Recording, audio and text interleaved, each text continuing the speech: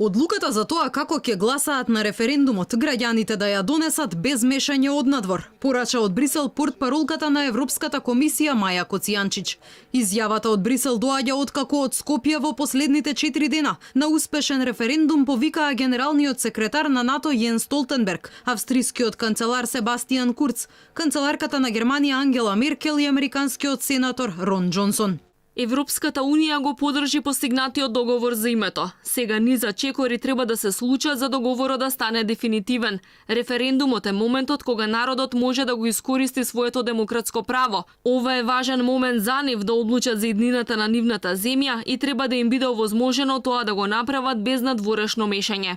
Коцијанчич вели дека европските служби ги споделуваат своите најдобри пракси во борбата против можни лажни вести од надворешни фактори и мешања во референдумската кампања, но додава оти организацијата на референдумот е во рацете на државата како суверена земја.